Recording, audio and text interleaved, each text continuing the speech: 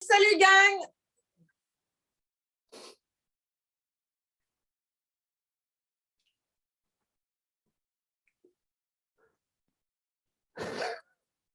Bon, on a perdu Daphné. Je pense que ça en a dit « Hey, salut gang! » Puis elle est partie. Elle va revenir. Bon, qui est de... Ah, elle est là. Et voilà.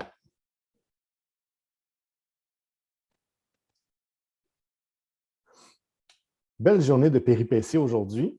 Merci d'être là avec nous. Daphné est revenue. Ben oui, d'habitude, je clique sur accepter l'enregistrement avec mon ordinateur, mais avec le cellulaire, j'ai pas posé sur le bon piton. On s'adapte, hein? C'est une journée de même. C'est comme ça. Fait que là, on est rendu où? C'est mon tour? Oui. C'est à mon tour? Ben, hey gang! Bienvenue à ce Rhino Run numéro, j'ai aucune idée de quoi, parce qu'on est entre les 30 et les 40. Suis la game, tu vas savoir on est rendu à combien. Aujourd'hui, on a le merveilleux Ed qui nous parle de l'effet cumulé, compound effect. 36, merci Mel. Rhino Run numéro 36, on parle de l'effet cumulé. Comment, à force de faire de petites choses, ça finit par prendre du volume et avoir un... Donc voilà, Ed. Merci beaucoup, Daph. Là, aujourd'hui, vous êtes habitués avec moi. Première chose qu'on fait, prenez votre téléphone et là, ben, vous n'avez pas Messenger, pas WhatsApp, pas Instagram. Envoyez un texto à quelqu'un dans votre vie pour lui dire « Merci d'être là, tu fais une différence pour moi. »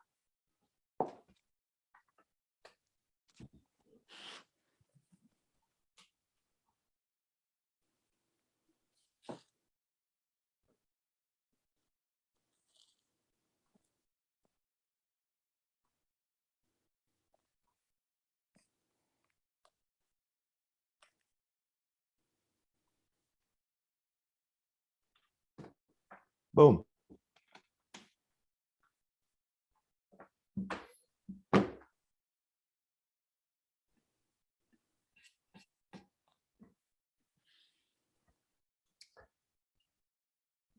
C'est encore un petit 15 secondes de finaliser votre message.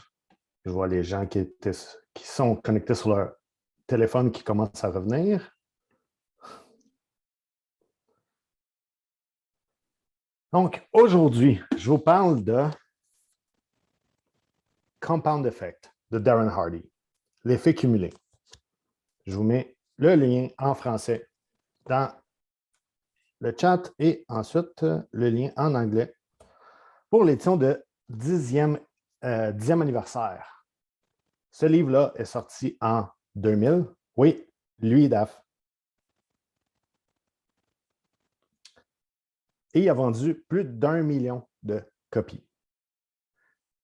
Darren Hardy, il était l'éditeur du magazine Success pendant des années. J'ai eu la chance de le voir en conférence 2 fois, dont une fois, Mick va être jaloux, il a interviewé Donald Trump on stage, puis j'étais là. C'était assez incroyable. Là, je vais vous faire quelques points là-dessus pour vous donner une idée. À part Daphné qui a flashé le livre, est-ce qu'il y en a parmi vous qui l'ont déjà lu? Non? Excellent. Ça revient à quelque chose qu'on a mentionné souvent depuis le début de la Rhino Run, l'importance de la DMO. Il y a un exemple dans le livre, je n'aurais pas dû le mettre aussi loin, parce que j'en ai besoin pour vous parler de quelque chose, qui parle de faire les bons choix avec consistance et avec le temps. Qu'est-ce que ça nous donne? Une différence radicale. Il donne l'exemple de vous vous faites donner le choix entre vous faire donner 3 millions immédiatement ou 1 sou, qui est par magie, il se double à chaque jour pendant 31 jours. Dans la culture de la société telle qu'elle est aujourd'hui, on va avoir tendance à faire, je vais prendre le 3 millions parce que je veux le plus gros résultat le plus vite possible. On a tous ce réflexe-là. C'est quoi les quick fix? Comment je fais pour avoir du succès comme ça? Si je commence à à faire de l'activité physique, est-ce que je peux m'attendre à perdre 30 livres en une semaine? Les gens, ils s'attendent à marcher dans le bois, rentrer dans le bois pendant 30 ans, puis que ça leur prenne une semaine d'en sortir. Là, la plupart des gens ils auraient tendance, avec cet exemple-là, de prendre le 3 millions. Et ils auraient raison jusqu'à la journée 29 sur 31. Parce qu'à la journée 29, le sou qui a doublé à chaque jour va être rendu à 2,7 millions. Par contre, il y a encore 2 jours pendant lesquels il double. Au jour 31, ce sou-là va être rendu à 10 737 418 et 24. C'est pas mal. Comparé aux 2,7 millions de 2 jours avant, environ. Et c'est juste pour vous démontrer que l'effet cumulé, le compound effect, il arrive plus tard. Parce que si on est pour continuer ça et juste se rendre à 35 jours, par exemple, on regarde, on est à 10 700 000. Bien, si on se rend jusqu'à 35 jours, on va le doubler 4 fois. Donc, on va être rendu à 21, 42, 84, 168 millions en 4 jours de plus. Et souvent, ce que vous allez voir avec le temps, c'est que cette courbe exponentielle-là commence juste après 25 à 27 jours. Ça a été étudié pour voir, même au niveau des habitudes des gens, quand est-ce qu'on commence à voir les gains monter plus rapidement. 25 à 27 jours, on rentre dans la courbe exponentielle. Si vous regardez n'importe quel graphique qui a l'air de ça, vous allez voir le bas de la courbe ici qui a l'air très, très flat, mais ça va être long et ça va être là jusqu'à peu près 25-27. Ensuite, vous allez pouvoir avoir des gains là-dessus. Et je pense qu'il y avait même, pas loin dans le livre, un exemple de ça. Si vous regardez la courbe ici, qui est soit vers le haut ou vers le bas, c'est à partir du jour 25 à 27 qu'on commence à voir ça.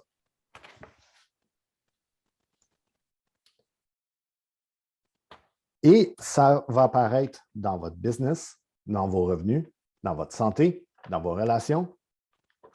Imaginez, vous êtes en couple, puis pendant 27 jours, vous négligez complètement votre partenaire.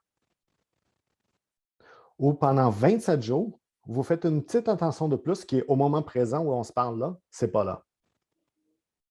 Si on regarde de quoi aurait l'air votre relation au bout de ces 27-30 jours-là, on parle de 2 trajectoires complètement différentes. C'est la même chose pour votre business. C'est pour ça que quand on a parlé de DMO, puis on en a parlé quelques fois dans le Rhino Run jusqu'à maintenant, on parlait d'établir une DMO atteignable. Peu importe où ce que vous êtes dans la business, c'est correct. Prenez juste une petite action que vous êtes capable, qui ne devient pas overwhelming pour vous de le faire.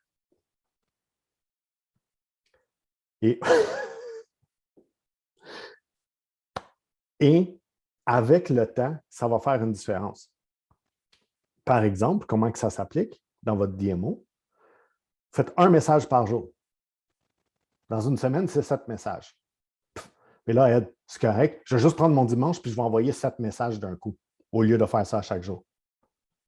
Quand ces 7 personnes-là vont vous répondre, ça va avoir l'air de quoi? Est-ce que vous allez avoir la capacité de prendre le temps de répondre à chacune des personnes? Ou si vous en faites une par jour, vous êtes en mesure de contrôler cette conversation-là, une par jour? Ça va être beaucoup plus simple. Donc, on parle d'un petit effort à tous les jours. Puis à la fin, je vais vous donner un petit hack pour ça aussi. On aime ça, les hacks, on veut des résultats plus vite, mais je vais vous en donner un. La gestion vient aussi avec les actions, oui, Parce qu'il faut le gérer, ça. C'est vrai. Excellent point.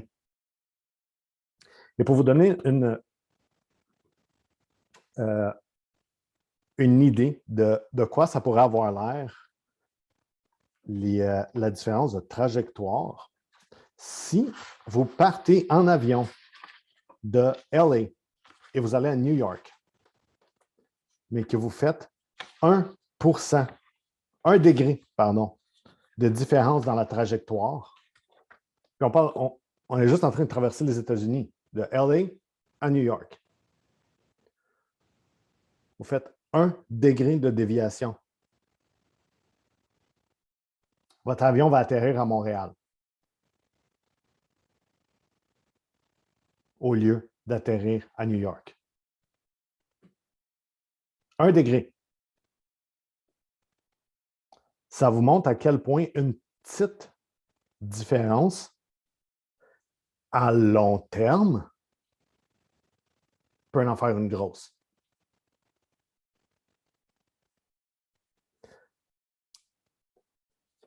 Quand vous regardez vos objectifs et vous établissez vos actions quotidiennes, je vais vous donner la formule qu'il y a dans le livre ici, qui nous parle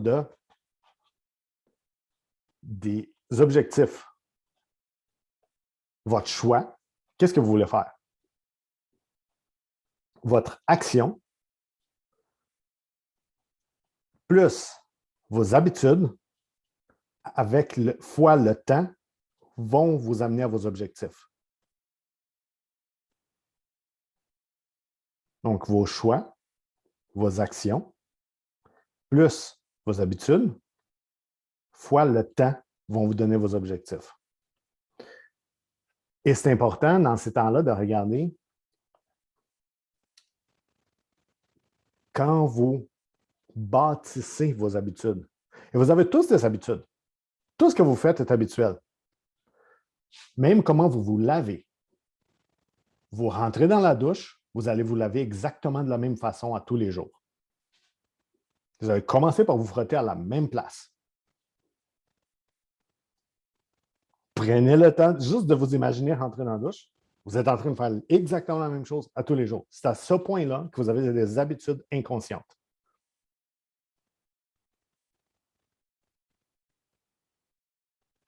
Oui, Émilie, c'est le choix plus les actions, plus les habitudes fois le temps qui vont vous amener aux objectifs. Puis, ces habitudes-là, il y en a beaucoup qui sont inconscientes. Il y en a peut-être parmi vous là, qui est votre réflexe. Vous vous asseyez sur la toilette, vous avez votre téléphone dans les mains, vous ouvrez TikTok et vous scrollez en regardant les TikTok. Et là, vous avez fini ce que vous aviez à faire aux toilettes. Mais vous passez un autre 5, 7, 18 minutes à juste scroller là. Puis vous le faites par habitude. Puis là, il y en a plein qui rient. J'en conclus que vous vous reconnaissez là-dedans. Peut-être pas en TikTok, mais avec quelque chose d'autre. Mais c'est juste des habitudes inconscientes. Et ça a un effet. Si vous regardez, oui, je cherche des concepts, ça c'est une excuse. Tu cherches des concepts, ça, tu le planifies dans ton temps.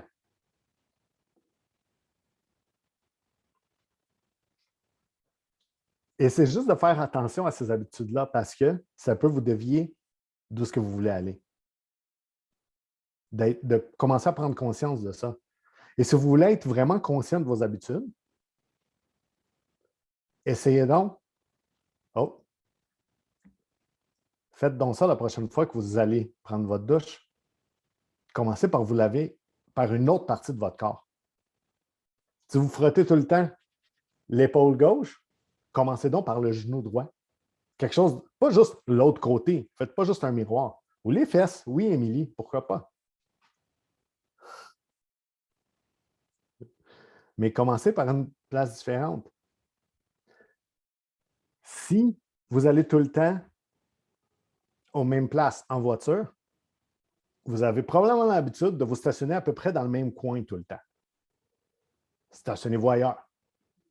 Faites des pas de plus. Quand vous vous asseyez devant la télé, si vous faites ça, asseyez-vous pas à la même place sur le divan. Ceux qui ont déjà été dans des événements de Prove It, ils nous disent tout le temps de changer de place. Savez-vous pourquoi? Ça nous casse la perspective qu'on a de l'événement. Littéralement. Et ça défile un pattern cérébral de regarder l'événement du même angle. Et c'est des petites choses dans vos habitudes que vous pouvez faire des changements qui vont vous aider à être conscient, à être aware de vos habitudes de plus en plus. Ensuite, quand vous commencez à faire vos actions quotidiennes et qu'on commence à rentrer dans la courbe exponentielle, vous êtes en train de prendre du momentum. Un puits avec une pompe. Est-ce qu'il y en a qui ont déjà essayé ça dans leur vie? Non? OK. Comment ça fonctionne? C'est que tu pompes. Tu pompes. Il n'y a rien qui sort. Tu continues de pomper. Mais qu'est-ce que ça fait? C'est que l'eau est en train de monter dans le tuyau. Mais si vous arrêtez avant que l'eau commence à sortir, l'eau redescend au complet. Si vous continuez à pomper, quand l'eau commence à sortir, vous pouvez arrêter de pomper parce que l'eau continue de couler pendant un bout. Même chose quand vous poussez une voiture. Voiture manuelle que vous devez pousser pour starter. Là. Ça prend de la force pour commencer à la pousser. Mais un coup qu'elle se met à rouler, vous pouvez commencer à aller de plus en plus vite en la poussant. Je sais, j'avais une Swift 99 qu'il fallait que je pousse dans ma ruelle pour la starter. Tout seul. Une chance que c'est une Swift, c'était pas trop lourd. Tu sais. Et vous allez voir, cette accélération-là est plus facile à maintenir. C'est la même chose quand vous êtes dans la courbe exponentielle. C'est plus facile à maintenir pour que ça continue à monter. Parce que si vous arrêtez, vous recommencez. Toujours. Le momentum, c'est extrêmement important.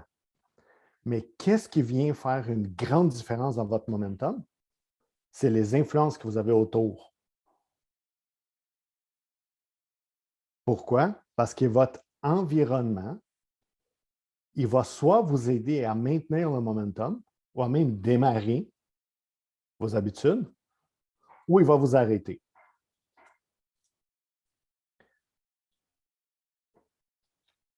Dans votre business, et à peu près dans n'importe quoi que vous voulez faire dans la vie, pensez que ce que vous faites est un bateau. Ça, c'est un bateau en passant. Et vos habitudes et votre environnement viennent être des moteurs ou des ancres à votre bateau. Soit qui vous tiennent en place, soit qui vous propulsent.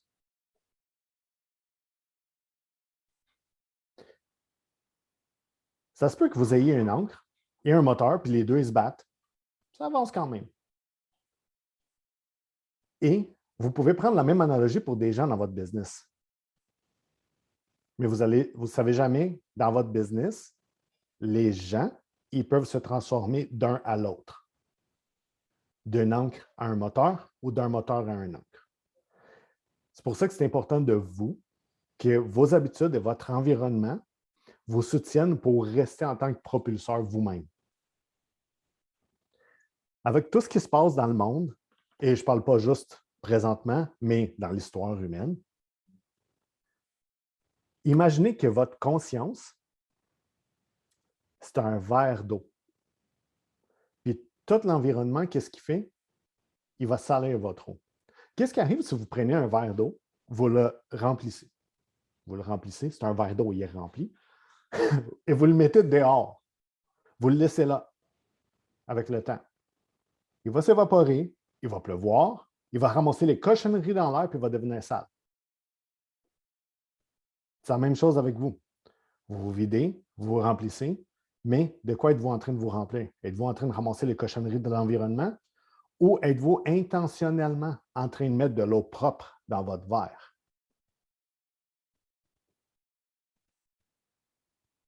L'environnement va faire une différence pour ça, pour vous protéger, oui. Et juste pour vous donner un exemple, que je ne me souviens pas si c'est dans le livre, mais je me souviens que Darren y en a parlé quand je l'avais vu en conférence. Quand le 11 septembre 2001 est arrivé, il y a des gens en Californie qui ont eu des syndromes de stress post-traumatique à cause des événements qui sont arrivés à New York. Ils n'avaient jamais été à New York, ils ne connaissaient personne à New York. Tout ce qu'ils faisaient, c'était regarder les nouvelles avec les avions qui crashent dans les tours constamment et continuellement. C'est fort, c'est très fort. Pour que ça puisse avoir cet effet-là sur l'humain, c'est que eux, et je suis absolument certain qu'ils ne faisaient pas exprès, parce qu'il n'y a personne qui veut faire exprès pour se nuire, mais il y avait un pattern, une habitude, qui les gardait à regarder la télé, regarder les nouvelles, puis à voir ça. Et ça a tellement rempli leur verre de cochonneries qui était rendu noir complètement.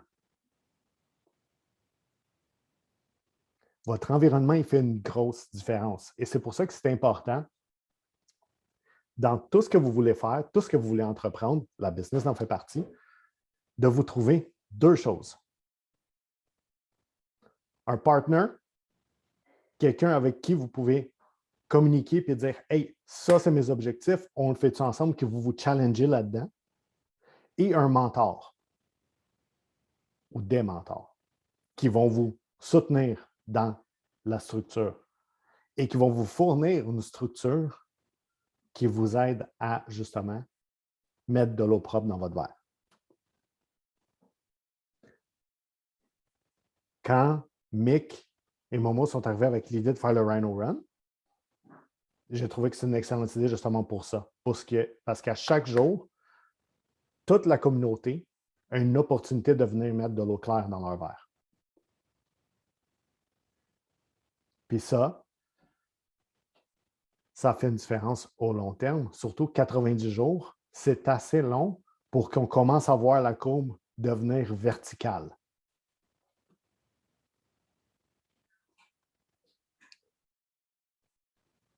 À propos de l'environnement, c'est important dans votre vie que vous ayez votre conseil administratif personnel. Dans le livre, il parle du Personal Board of Advisors.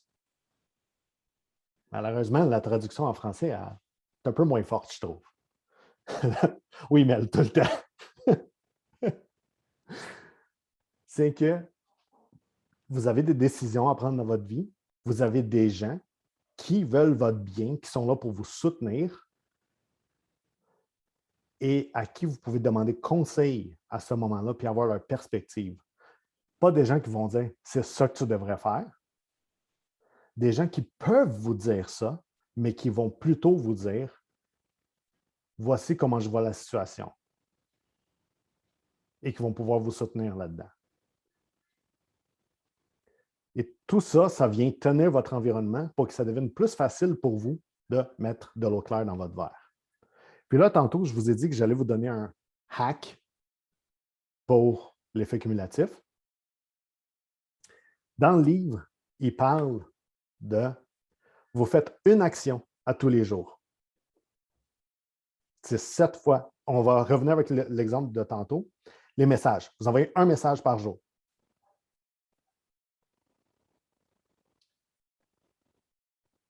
Vous, au bout de la semaine, vous avez envoyé 7 messages. Et s'il y a une journée dans votre semaine, par exemple, le dimanche, que vous êtes un petit peu plus lousse, vous en envoyez 2 à place. un de plus. Là, ça a l'air de doubler l'action, mais par exemple, si vous en envoyez 5 par jour, il y a une journée par semaine, vous en envoyez 6. Faites un de plus. Si vous faites ça, et on va revenir à l'exemple de un de plus. Vous faites un par jour et vous faites un de plus.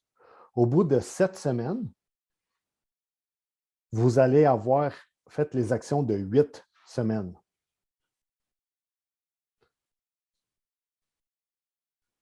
Au bout de 14 semaines, vous allez être rendu à 16 semaines.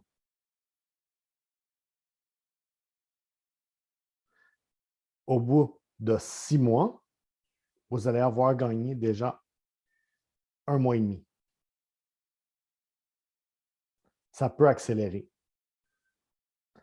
Parce que là, la courbe, vous prenez une action de plus, elle va commencer à se pencher vers la verticale beaucoup plus rapidement.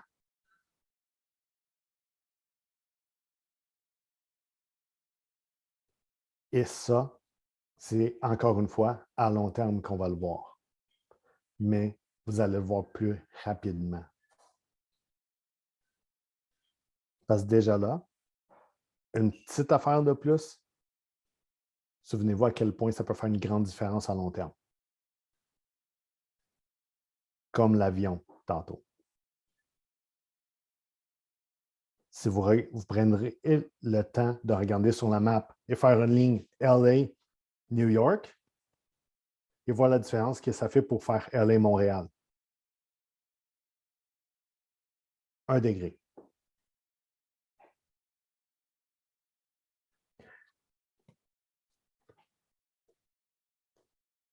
Je vous le conseille fortement de prendre le temps.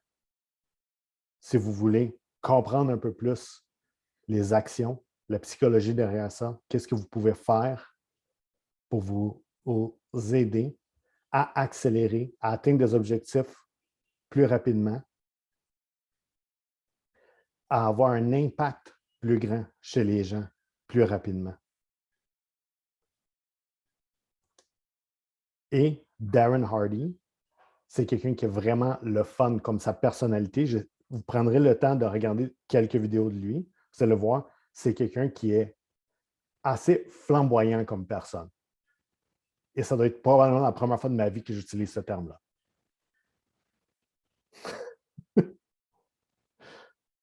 C'est quelqu'un qui est le fun à écouter. Il est très goal-oriented. Il est vraiment vers ses objectifs. Il veut faire une différence dans le monde. Et en lisant le livre, vous allez voir qu'il a fait ses recherches pour vous parler de ça. Taf?